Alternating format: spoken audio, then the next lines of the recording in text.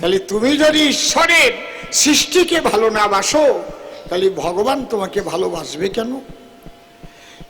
যাক, তাহলে এই যে প্রথম প্রশ্ন করেছিল দান, আমি দিলাম তার সমাধান। শ্রীকৃষ্ণ প্রেমের গুরু বলে স্বীকার করেছে শ্রী রাধায়। কার গুরু তো এক প্রকারের নয়। আমি কবিগান গাই, আমার কবিগানের গুরুকে পরম শ্রদ্ধেয় প্রয়াত রসিকলাল সরকার মহাশয় কবিগান। আবার আমি কীর্তন গান শিখেছি, তার একজন গুরু আছে। আমি রামায়ণ শিখেছি, তার একজন গুরু আছে, তাই না? আমি দোতারা বাজনা শিখেছি, তার একজন গুরু আছে। বেহালা বাজনা শিখেছি, তার একজন গুরু আছে। হরে কৃষ্ণ নাম কীর্তনের রাগ রাগিনী শিখেছি, তার একজন গুরু আছে। কিন্তু আমার আধ্যাত্মিক গুরু, যার কৃপায় আমার জীবন চলা শুরু, তিনি শ্রী শ্রী ঠাকুর ভবা পাগলা। আর তা হতেও শ্রেষ্ঠ আমার মাতা পিতা হয়, যে মাতা পিতার মিলনের তরে আমি জন্ম নিয়েছি চরাচরে, তাদের শুভ চিন্তার ভিতরে আমি আজ কৃষ্ণ কথা বলার অধিকার পেয়েছি ধরায়। তাহলে গুরু কি এক রকমের? বলেন, গুরু কি এক রকমের? তাহলে কৃষ্ণ সর্বশক্তিমান, এটা যে গীতায় দিয়েছে সমাধান, এ কথা মোটেই মিথ্যা নয়। কিন্তু সেই কৃষ্ণ প্রেমের গুরু বলেছে কারে? শ্রী রাধারে। তার মানে কি? রাধা অনুগা হয়ে সাধন ভজন না করিলে পরে পরিপূর্ণ কৃষ্ণ প্রাপ্তি হওয়া সম্ভব নয়। ওই যে বলে গেছে না, তাই একবার নাম নিলে যত পাপ হরে, পাতকের সাধ্য নাই তত পাপ করে। আবার কোটি জন্ম করে যদি নাম সংকীর্তন, তথাপি না পাবে ব্রজের ব্রজেন্দ্র নন্দন। একদম খাঁটি কথা, একদম খাঁটি কথা। কারণ ওই যে একবার নেওয়ার মতো তখন নেওয়া হয় যদি রাধা প্রেম কারো মধ্যে জাগ্রত হয়ে যায়। সেই প্রেম জাগিলে পরে একবার যদি উচ্চস্বরে হা কৃষ্ণ বলে ডাক দেয় তারে, এক ডাকেতে ভগবান তার কাছে হয় উদয়। আর প্রেম শূন্য জীর্ণ দেহে কিবা প্রয়োজন? প্রেম যদি না থাকে আর কোটি কোটি জন্ম ভরে যদি ডাকে, তাহলে ভগবানের দর্শন পাওয়া সম্ভব নয়। তাহলে মূল কি? প্রেম। এই প্রেমের মধ্যে শ্রেষ্ঠ কোন প্রেম? রাধা প্রেম। কেন? অহৈতুকী অকামনা রাগাত্মিকা বেদাতীত, ভালো করে জানো। তাহলে এই প্রেম যদি কারো একবার হয় উদয়, তারই কিন্তু এক ডাকে কৃষ্ণ প্রাপ্তি হয়। প্রেম প্রেম বলি আমরা, প্রেম বলে কারে? এটাও লেখা আছে চরিতামৃতের ভিতরে। তাই একটু ধরে ধরে করিব বর্ণন, আপনারা ভক্ত শ্রোতা করিবেন শ্রবণ। কোন ভাগ্যে কোন জীবের শ্রদ্ধা যদি হয়, তবে তো সেই জীব সাধুসঙ্গ করায়। সাধুসঙ্গ হইতে হয় শ্রবণ কীর্তন, শ্রবণাদ্যে হয় জীবের অনর্থ নিবর্তন। অনর্থ নিবৃত্তি হইলে ভক্তি নিষ্ঠা হয়, নিষ্ঠা হইতে ভক্ত চিত্তে রুচি উপজয়, রুচি হইতে চিত্তে বাড়ে আসক্তি প্রচুর, আসক্তি হইতে জন্মে কৃষ্ণ প্রীত্যাঙ্কুর। সেই ভাব গাঢ় হলে ধরে প্রেম নাম, সেই প্রেম প্রয়োজন সর্বানন্দ ধাম। হরি বল। তাহলে এই প্রেম জাগলে পরে সেই মানুষ যায় সচ্চিদানন্দের বাজারে। আর প্রেম শূন্য অভিনয় করে সেজে গুজে শুধু শুধু কৃষ্ণ ভক্ত হয়ে ঘোরে, কোটি কোটি বছর ধরে জন্ম ধরে কৃষ্ণ বললেও কৃষ্ণ দেখা দেয় না তারে। তাহলে কৃষ্ণ কিসে দেখা দেয় মা বলো? কিসে দেখা দেয়? প্রেমের দ্বারায়, ভক্তির দ্বারায়। এই প্রেম দুই ভাগে ভাগ করা হয়, হৈতুকী প্রেম আর অহৈতুকী প্রেম। অহৈতুকী বলে কারে? যে প্রেমের দ্বারায় রাধা রানী হারিয়ে দিয়েছিল শ্রীকৃষ্ণেরে। আর হৈতুকী প্রেম কাহারে বলা হয়? আত্মসুখের হেতু যারা করয় ভজন, হয়তো বিবাহ করে সন্তানাদি হয় না যখন, গিয়ে গোবিন্দ মন্দিরের দ্বারে কান্নাকাটি করে, হে গোবিন্দ তোমার কৃপায় যেন একটা সন্তান পাই ঘরে। কৃষ্ণকে পেতে তারা কাঁদে না কখন, কাঁদিছে তারা যাতে হয় সন্তান একজন। হৈতুকী প্রেম ইহাকে বলা হয় ব্যবসা বাণিজ্য ভালো করবার জন্য অনেকে কেঁদে বুক ভাসায়। তারও আবার বড় মেয়ে থাকে যদি ঘরে, গিয়ে আবার কত মন্দিরে মানত তারা করে, আমার মেয়েটা তাড়াতাড়ি যদি বিয়ে হয়, আমি 1 কুইন্টাল চাল এনে খিচুড়ি দেব এই জায়গায়। ভগবান রে পাবার জন্য নয়, মেয়ে বিয়ের জন্য। হ্যাঁ, কায়দা আছে। দুই ভাই, এক ভাইয়ের নাম যদু আর এক ভাইয়ের নাম মধু। কি নাম দুই ভাই, কি নাম? যদু আর মধু। তা ওই যদু, ওর বউয়ের নাম হচ্ছে কালী। যদুর বউয়ের নাম কি? কালী। আর মধুর বউয়ের নাম ফেদি। থাকে না এরকম কত নাম, বোঝে না, হেসে পড়ে। তাহলে যদুর বউয়ের নাম কি? কালী। মধুর বউয়ের নাম ফেদি, বোঝে না। হ্যাঁ, তা ওই যদু আবার কালী ভক্ত, তো ওদের দুই ভাইয়েরই দোকান আছে। তা সব খরিদ্দার যায় যদুর কাছে। এখন মধু একদিন সকালবেলা পাহারা দিচ্ছে, দেখি দাদা কি মন্তর বলে বের হয় ঘরের থেকে, শুধু খরিদ্দার ওর দোকানে যায়। তা যদু তো কালী ভক্ত, আর ও তো সকালবেলা কালী কুলাও মা, কালী কুলাও মা। এখন মধু মনে চিন্তা করে, দাদা দাঁড়াইয়া ঘরের দ্বারে তো বৌদির নাম করে, বৌদির নাম কালী।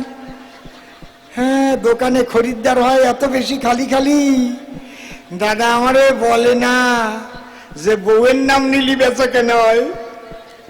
পরের দিন ও যখন ওই দ্বারে দাঁড়ায় বলে কালী কুলাও, ওই মধু ওর ঘরের দ্বারে দাঁড়ায় কয় ফেরি ভেদাও, ফেরি ভেদাও মা, ফেরি ভেদাও। হ্যাঁ, কি বলিস? কয় তুমি শিখাইছো, তোমার বউয়ের নাম কালী কুলাও কও, আমার বউয়ের নাম ফেরি ফেরি ভেদাও।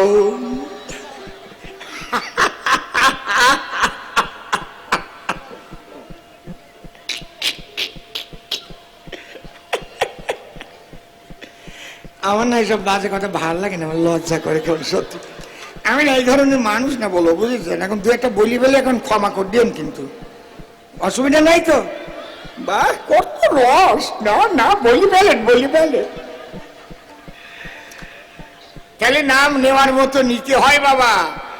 আর প্রেম বর্ণিয়া শেষ বেদে করতে নারে, শরণ নিলে যার পায়ে ব্যাঘাত বিঘ্ন দূরে যায়, বারে বারে নমস্কার করি তারে।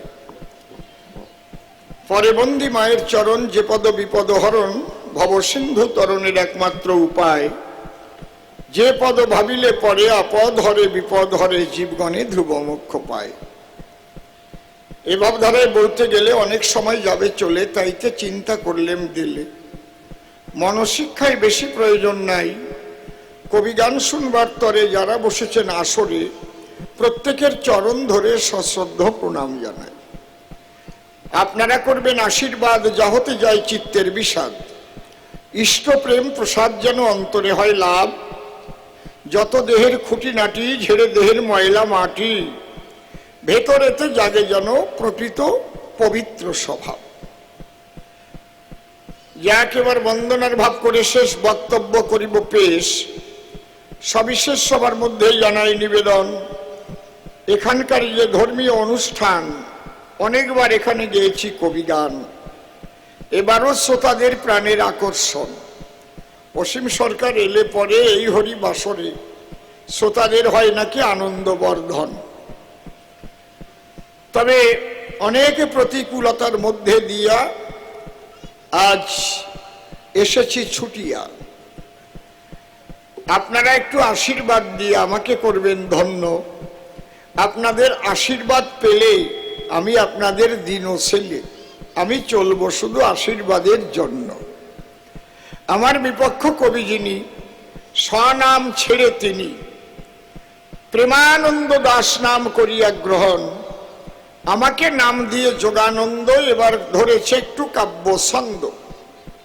করিতে আজি দুজনের মধ্যে দ্বন্দ্ব, এসে দিল দর্শন। এইবার আমিও অসীম নামটি দিয়ে ছাড়ি, কবি গানের পাল্লা ধরি।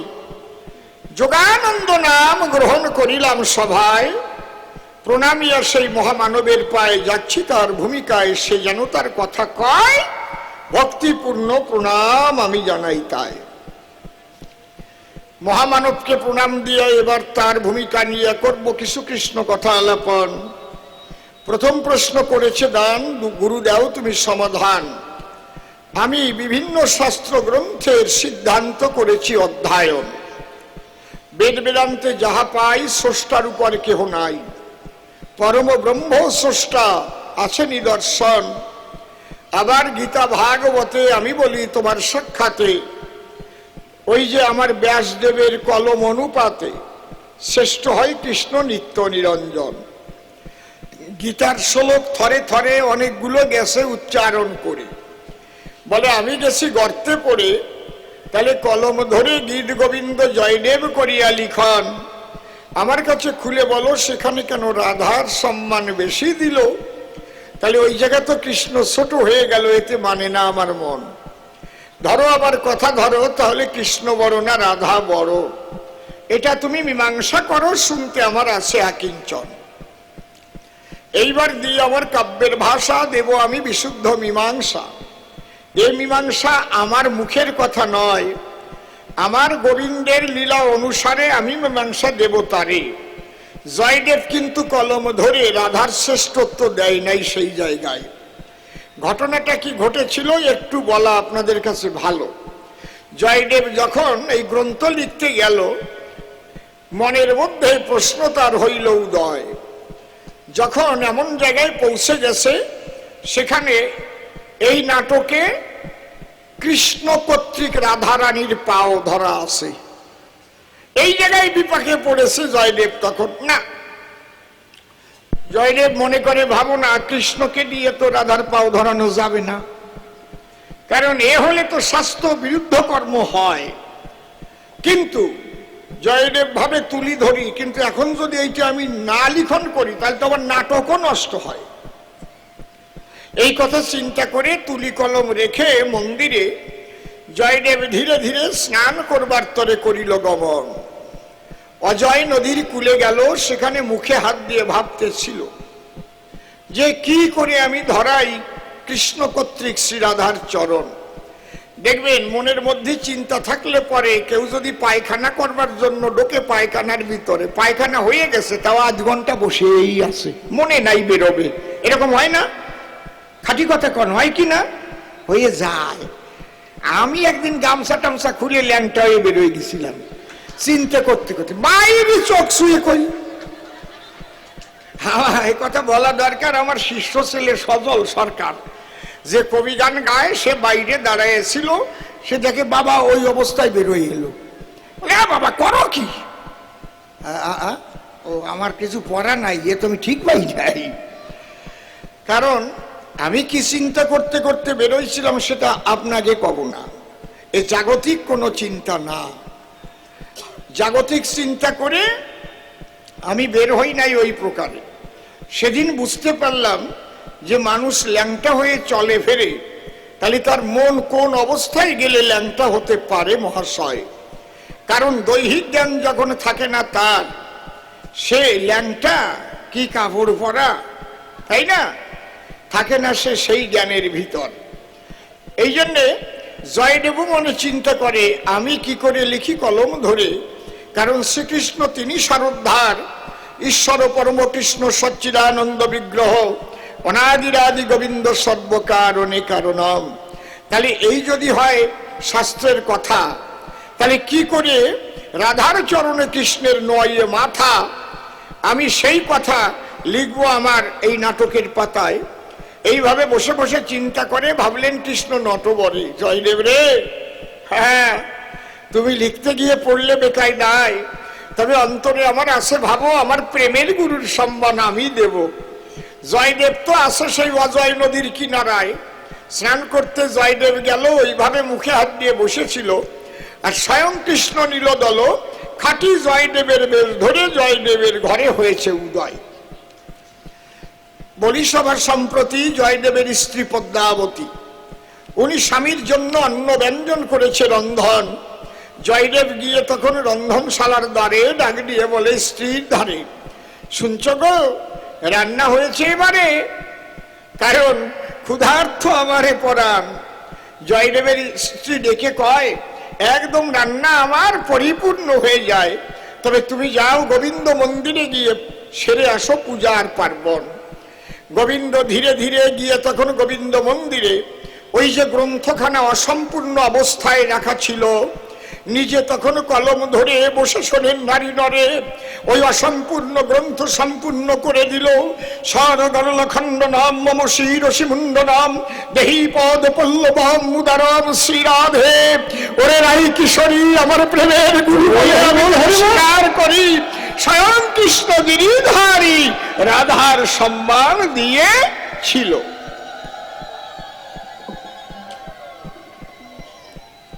ওখান থেকে লেখার পরে এইবার গেল রান্নাঘরে, গিয়ে বলল পদ্মাবতীর গোচরে এইবার আমার করো কিছু সেবার আয়োজন।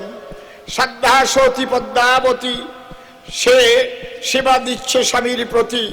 স্বামী ছাড়া অন্য চিন্তা শক্ত করে না কখন, কিন্তু সে জানে না মোটে বিশ্বস্বামী এসেছে তার নিকটে। সে তো নিজের স্বামী জানে। যখন ওই পারস এনে দিয়েছে সেবার কারণ, আমার গোবিন্দ আনন্দ মনে সেই অন্ন ব্যঞ্জন দিয়ে বদনে জলধারা নয়নে বসছে তখন। গোবিন্দ ভাবে তাই এমন সেবা আরো 2 দিন পাই, যেদিন বিদুরের স্ত্রী আমাকে ক্ষুধান্ন করিয়েছিল ভক্ষণ। চোখের জলে ভেসে ভেসে পড়ে আমার চরণের পাশে ভক্তি রসে সেই যে তার প্লাবন। আজকে সেই ভক্তি ভরে সেবা দেয় আমার গোবিন্দ, সেখান থেকে অর্ধেক পরিমাণে সেবা নেয় আর অর্ধেক করিয়া রক্ষণ। ডাক দিয়ে বলে তাই পদ্মাবতী এবার আমি বিশ্রামে যাই, তুমি এইটুকু করো সেবন। এইবার গোবিন্দ বিশ্রামের কথা বলে চির বিশ্রামে গেছে চলে। এইবার পদ্মাবতী দুটো সেবা করবে বলে কেবল অন্ন ব্যঞ্জন নিয়ে যখন বসেছে তখন 2-4 গ্রস দিয়েছে গালে। এমন সময় আসল জয়দেব ফাঁক তালে ওই ঘরের সামনে দিল দর্শন। ঘরের সামনে মেরে উকি জয়দেব ভাবে একই দেখি, এইটা আমার বউ নাকি? কারণ আমার গৃহিণী যিনি আমার আগে তো সেবা করেন না তিনি। শ্রদ্ধা সতী আমি জানি তারে সর্বক্ষণ, কারণ পতির আগে সেবা করে শ্রদ্ধা সতী কয় না তারে। আর ও যে অন্ন ব্যঞ্জন গ্রাসে গ্রাসে দিচ্ছে ভরিয়ে। জয়দেব কহিছে বচন, এ পদ্মাবতী তোমার এত বড় অধোগতি? হ্যাঁ কি হয়েছে পতি? বলে কি হয়েছে? আমি স্নান করতে যাবার পরে আর তুমি রন্ধন কার্য সেরে আমার আগে নিজে নিজে টকাটক করে করতেছো ভক্ষণ। পদ্মাবতী ডেকে কয়, ও স্বামী কি বলছো তুমি আমায়? তুমি তো স্নান করে এলে আমার দরজায়, আমাকে বললে হয়েছে কি অন্ন ব্যঞ্জন রন্ধন? আমি বললাম তোমার কাছে রন্ধন ক্রিয়া হয়ে গেছে, তুমি যাও গোবিন্দ মন্দিরে করে এসো পূজা পার্বণ। তুমি পূজা সেরে এলে আমি অন্ন ব্যঞ্জন দিলাম থালে, তুমি তাহা করিয়া গ্রহণ, কিছু অন্ন রেখে দিয়া তারপরে তুমি বিশ্রামে গিয়া করিলে শয়ন। বলে বলো কি? বলে হ্যাঁ। জয়দেব মনে মনে ভাবে তাহলে আমার তো একটু পরীক্ষা করতে হবে। ধীরে ধীরে মন্দিরে গিয়ে জয়দেব দেখিবারে পায় যে গ্রন্থ লিখতে না পেরে বসেছিল সে অজয় নদীর পাড়ে, কে যেন সেই তুলিয়ার কলম ধরে আর সেই গ্রন্থ সম্পূর্ণ করে দেয়। জয়দেব চেয়ে দেখে তাই, ওরে পদ্মবন্ধ সারা ঘরের মধ্যে পাই, নীলপদ্ম শ্রীকৃষ্ণ প্রাণ কানাই নিজে দিয়েছে দর্শন। দিয়ে দেখে দৃষ্টি দেবগণ করেছে পুষ্প বৃষ্টি, বলে উলুধ্বনি হরিধ্বনি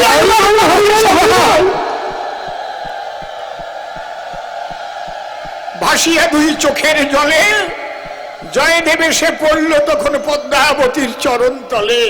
পদ্মাবতী তুমি সত্যি সতী? ওরে যিনি কৃষ্ণ জগৎপতি তুমি তাকে আজ সেবা করাইলে। কত যুগ যুগান্তর ধরে মুনি ঋষি যার সাধন ভজন করে তথাপি পায় না দেখা তারে, আজ সে আমার ভুরতি ধরে এই রন্ধন ঘরে এসে দিয়ে দর্শন। তোমার হাতে নিল সেবা, তোমার মতো এমন ভক্তিমতী নারী কিবা একবার তোমার চরণ ধুলি আমায়, ওই ধুলি আমি শিরে করি গ্রহণ। পদ্মাবতী করে মানা, না না না না তুমি ও কথা বলো না, আমি তাহলে পাপ ও পঙ্কিলে নিমজ্জিত হব বিলক্ষণ। বসে শোনেন জ্ঞানী নরে, জয়দেব বলে পদ্মাবতীর ধারে, পদ্মাবতী আমার গোবিন্দ সেবা করে যে প্রসাদ করেছে রক্ষণ, সেই প্রসাদ যখন তুমি নিলে, আমি বলি তব স্থলে ওটা প্রসাদ হতে মহাপ্রসাদ হলো বিলক্ষণ। সেই দাও মহাপ্রসাদ আমারে, ধন্য জীবন করো ভরে, প্রেমানন্দ হরি বলে সেই প্রসাদ করিল গ্রহণ। বলো সবাই হরি হরি, আসল তো বড় আজ জয়দেব দেশে শ্রী হরি গ্রন্থ করিল সম্পূরণ। জয় রাধে। বলেন এই দোষ কি জয়দেবের? নিজে ভগবান যদি লিখে দেয়, ও বাবা তা তুমি মানবা না কিসের দায়? আমার কাছে বলো দেখি, তুমি ডাক্তারের চাইতে বেশি মাতবার হইছো নাকি? ডাক্তার ডেথ সার্টিফিকেট লিখে দিয়েছে, আর একজন কয় না এখনো মরে নাই, বাইসি আছে, মাতবার কি? যদি স্বয়ং কৃষ্ণ এসে রাধারানীকে ভালোবেসে প্রেমের গুরু বলে শেষে তাকে বিশ্ববাসীর সকাশে প্রমাণ দিয়ে যায়, আমার কাছে বলো দেখি তাতে তোমার বাধাটা কি? বলে কি করে রাধা বড় হয়? তুমি কৃষ্ণের কাছে শুনে আসো গে, কি করে রাধা বড়? আমি লিখছি নাকি? কি যে কৃষ্ণ লিখে দিল সেই কৃষ্ণের কাছে তোমার শোনা ভালো। কি গোসাই কি কন, ঠিক কইছি না নাকি? হ্যাঁ, বাতাসে যদি মৌলবীর লুঙ্গি উড়ে যায় তা মৌলবী করবে কি? আমার না এইসব বাজে কথা ভালো লাগে না, আমার লজ্জা করে কেমন, সত্যি বাইরে। কিন্তু ও যা গল্প দিয়ে গেছে, তার নাকি সেই বারুইপুরের পেয়ারা নিচের দরজা দিয়ে দিয়ে নাকি ঠেসে ঠেসে দিয়েছে। তারপরে আবার ডেকে কয়, ঠেসে যখন পেয়ারা দেয় তখন নাকি আবার হাসে আর কেন্দ্রে বুক বসায়।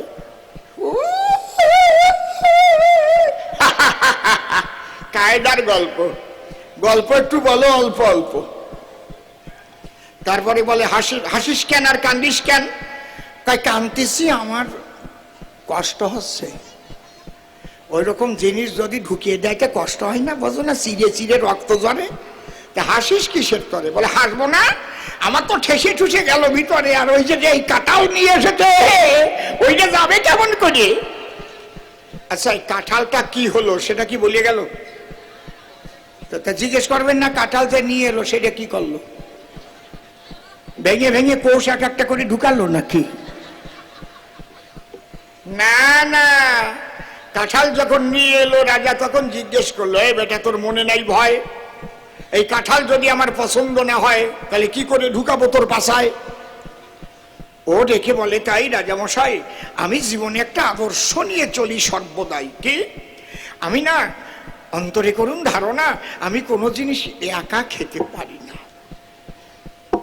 একটা চকলেট কিনলেও পাশে যদি কেউ থাকে অর্ধেক ভেঙে দেই তাকে। এটা আমার মা আমাকে ছোট সময় শিখিয়েছিল, বাবা একা খাবে না, সবাইকে দিয়ে খাবে, ভগবান তোমারটা জোগাড় করে দেবে। হরিবল হরিবল হরিবল। আর যারা একা খাতি যায়, জম্বের খাওয়া খাইয়া খাইয়া তারপরে যায় জেলখানায়। জয় রাধে জয় রাধে। খাও জম্বের খাওয়া খাও, খাটি খাটি এই সব পেট, মনে ফারাক্কার গেট খাও। কেমন লাগে এইবার? হ্যাঁ কায়দা আছে, একা খাবা তারপরে বুঝবা ঠেলা কি। আমার না এসব বাজে কথা ভালো লাগে না, আমার লজ্জা করে কেমন, সত্যি মায়েরি। আপনারা রাগ করতেছেন না তো? দু একটা রসের কথা বলবো কি? বলবো?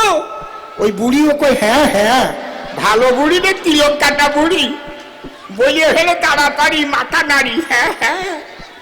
তা আপনারা ভাবছেন নাকি আমার রস শুকাইয়ে গেছে? না, শরীর না একটু খারাপই হয়েছে, তা কি তার রস শুকিয়ে গেছে নাকি?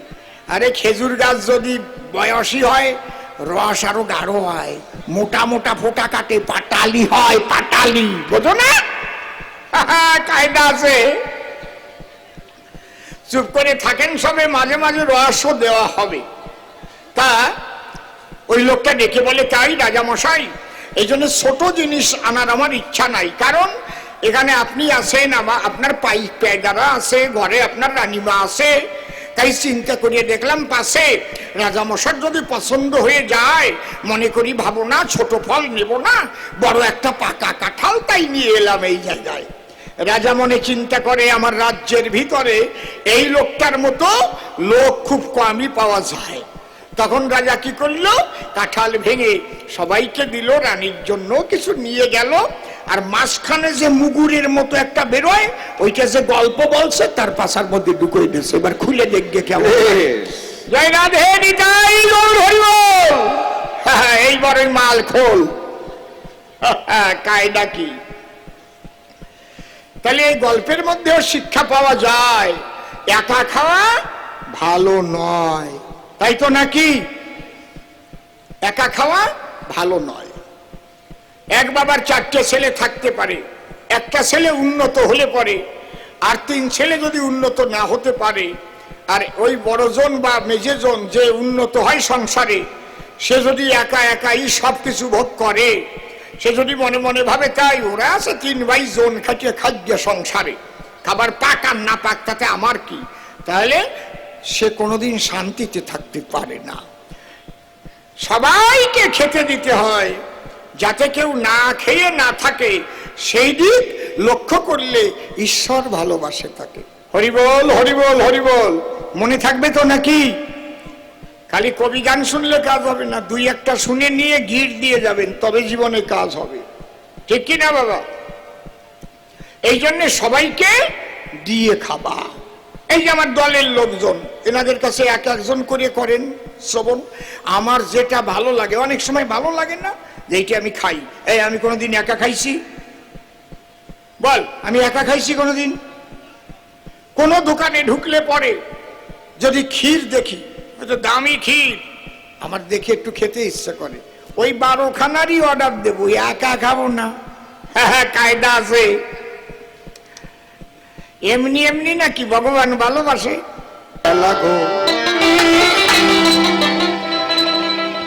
দয়াল সবই তোমার খেলা, সবই তোমার খেলা, দয়াল সবই তোমার খেলা, দয়াল সবই তোমার খেলা, দয়াল সবই তোমার খেলা। কখনো দাও কলঙ্কের হাত, আবার কখনো পরাও ফুলের মালা, সবই তোমার খেলা, দয়াল সবই তোমার খেলা। আপনারা পিছন থেকে আমার গান পুরো শুনতে পাচ্ছেন? কোনো অসুবিধা হচ্ছে না তো? সব জায়গায় পাচ্ছেন তো? ওই বক্সের সামনে অত মানুষ কেন? বক্সটা গার্ড হয়ে গেছে, বক্সের থেকে সরে যান, বক্সের সামনের থেকে। বক্সের সামনে কেউ দাঁড়াবেন না। হ্যাঁ, কখনো যাও কলঙ্কের হাত, ওই আবার কখনো পরাও ফুলের মালা, সবই তোমার খেলা, দয়াল সবই তোমার খেলা। আমি তোমার শুভ আশিস বলে জন্মিয়া এই ভূমণ্ডলে, কত লীলা পলে পলে দেখেছি একলা।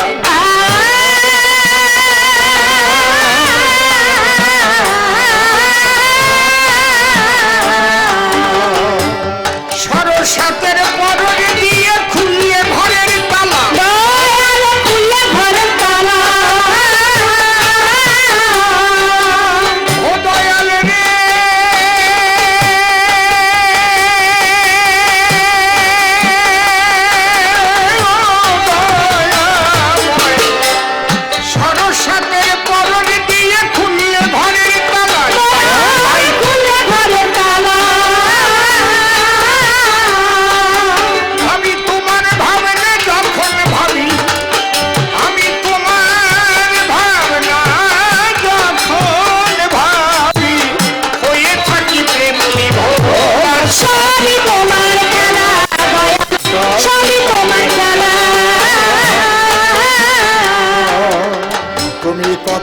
সাজাও ভিখারি, কখনো দাও পাকা বাড়ি, সরলতা আর চাতুরি, সুখ শান্তি ঝামেলা।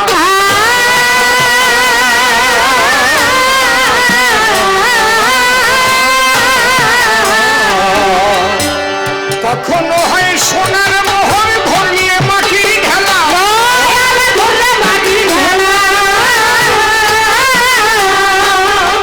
দয়াল রে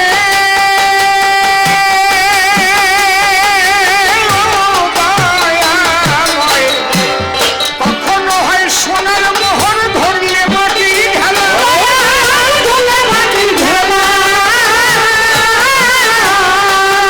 জ্বালাও ঝড়ের মুখে সন্ধ্যা প্রদীপ, তুমি জ্বালাও ঝড়ের মুখে সন্ধ্যা প্রদীপ, সাগরেতে ভাসাও ভেলা। সবই তোমার খেলা দয়াল, সবই তোমার খেলা। দেখাইয়ে অধরের হাসি, রাধে রাধে মনিটর কমবে লেডিস, দেখাইয়ে অধরের হাসি, কখনো করো উদাসী, কখনো করো মায়ার ফাঁসি, দেও যে কিতাব জ্বালা।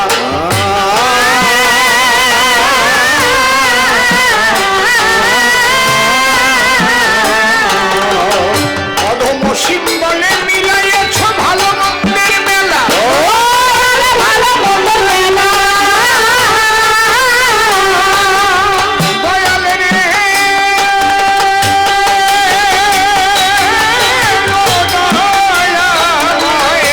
সিম্বলে মিলাইয়েছ ভালো মন্দের মেলা। ভালো মন্দ মেলা।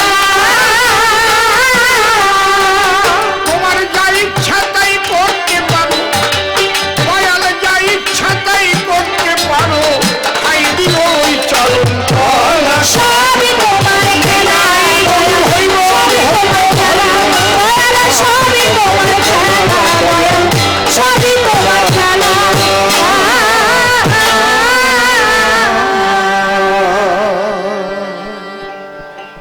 স্মরণ করি পরমেশ যার